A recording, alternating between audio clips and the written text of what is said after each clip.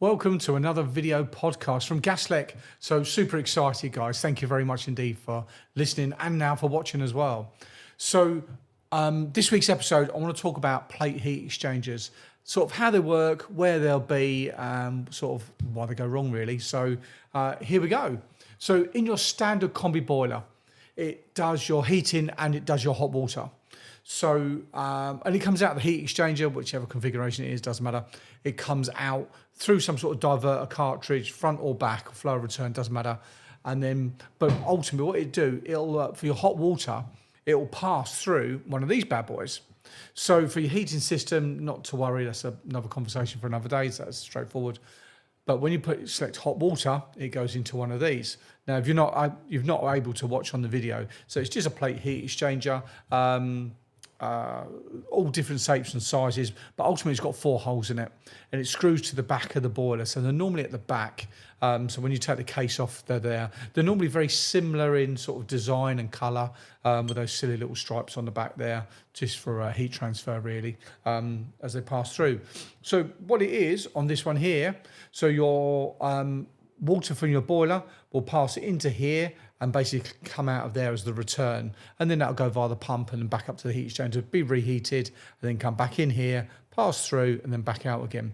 And what it does, it's layered in plates, so you can see the little lines on the side there. So the water passes through a thin plate, so almost like 1, 3, 5, 7, 9.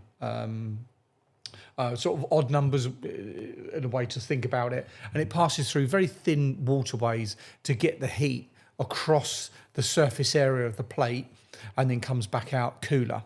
And so then what happens is your cold water will come in the opposite corner. It will come in cold, once again pass through a very thin plate, and then come out, and the heat transfers from the hot side of the from the boiler, and it passes through, and then it'll come out hot. So it transfers the heat from the boiler side to the cold in, hot out side. So what's the word? Water-wise, they don't blend. So unless these fail, and they're not very common to fail, but they can do. You can get a hole in them, and then cold mains will pass to the heating side of the boiler.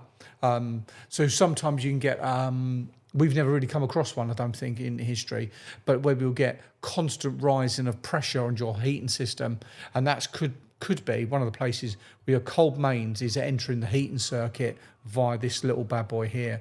If you've got a heat-only boiler or a system boiler, you don't have these inside your boiler. So yeah, this is one we took out. You can probably hear some little bits in there rattling around, but some little bits of debris. But yeah, this one we took out of a boiler, so I can sort of show you on the video about what they look like and what they are. Now, in commercial sense, we use these on a much bigger scale, because what this will do, imagine if it sort of stood upright like so, we can then put in hot water from the boiler and take it out from the boiler, and then we can put the heating system, which can be absolutely massive, into one side then out the other. So you can have pumps running at different speeds. So you can have the boiler pump running at, I don't know, 5-6 litres a minute, quite sort of ticking over at one pressure. And then on the other side, you could have massive, great big pumps running at 10 litres a minute, different pressures, different zones. And it's hydraulically, that's the word I was looking for earlier on, folks, hydraulically separated. So none of the central heating water will enter the boiler water when we use these in the commercial sense, or very large domestic. So it's a way of creating this hydraulic separation from left to right from your from the boiler to for the rest of the heating side. So that's a plate heat exchanger. So called P2P, plate to plates.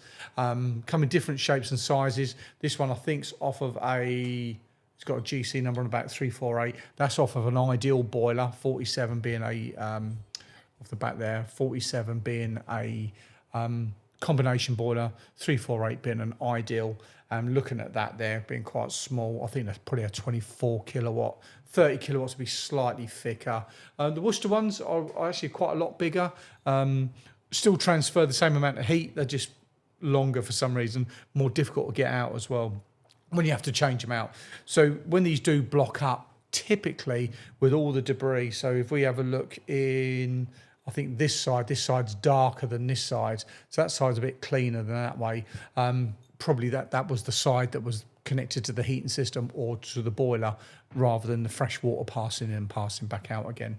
But yeah, just thin plates, water passes over there nice and thinly, to try and get as much heat out as possible, and then the cold water comes in and gets heated up by these very thin hot plates, and then that's how it transfers the heat from one side to the other. So yeah, plate to plate heat exchangers. There's other things that are available from the commercial side called low loss headers, and basically it's like a big tube. So the water goes inside one side from the boiler and comes out, and it's just a big pipe. It's bigger than the flow and returns, and then the heat inside, or to the other side downstream, then that passes in, and it all blends together and passes back out again.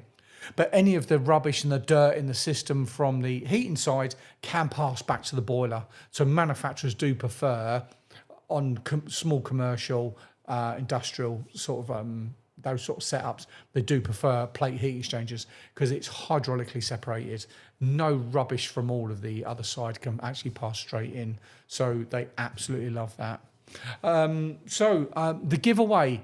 So I didn't get anyone email me in. Apparently I made a mistake, so I do apologise. We've got an Amazon gift card, a £10 voucher to give away. And all you got to do is use the code word water bottle. So email that in to us at podcast@gaslec.net. So that's podcast@gaslec, GASLEC.net. Email that in.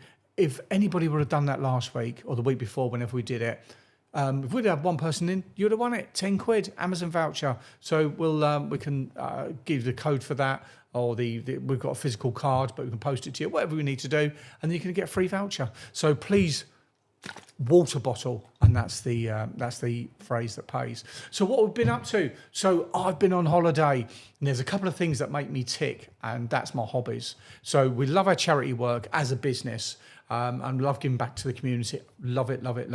Really gives me a nice warm feeling inside.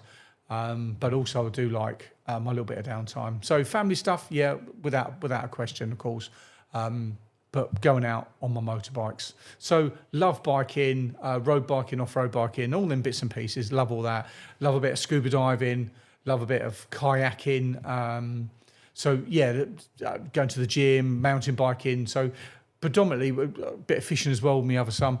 So when you actually break it all down, I love being outdoors. So I love being rain, blow or snow. It doesn't really matter. Just put another coat on or a hat or jacket, whatever we need to do. But yeah, I do love being outside. So my thing is, just a bit of nature really. So we was over to Wales with a couple of lads. So there were 7 of us. We went up into North Wales via Diddley Squat Farm with the motorbike. So I think you'll see, if you're on my Sean Gaslec Facebook page, you'll be able to see that on there. If your friends request us, I'll tick it on. You can then see me my little pictures of our little adventure up to North Wales, which was really, really nice. A lot of 20-mile-an-hour speed limits up in Wales, but it is what it is. You know, if you're going to live there, you don't want cars thundering, bikes thundering through. So fully appreciate and respect all of those. But some beautiful scenery. Beautiful, and was very lucky with the weather as well. It could have gone either way really. It could have been gorgeous sun or absolute torrential rain, but we had a bit of a middle road with it, and I'll go with the middle road. I'll go with that rather than taking the gamble, because I have been up to North Wales and driven all the way home last year. I unfortunately had to go to a family funeral, and it was right up in the sort of the top northeast part of Wales, and I went across to Snowdon, dropped all the way down to the M4, and then come the M4 home. And I think that was about 14 hours of just nothing but rain, and that was grim. It come through my jacket, and I had water on my elbows, on my jacket, just filling up. It was miserable, to be honest. But last weekend, absolutely what a hoot.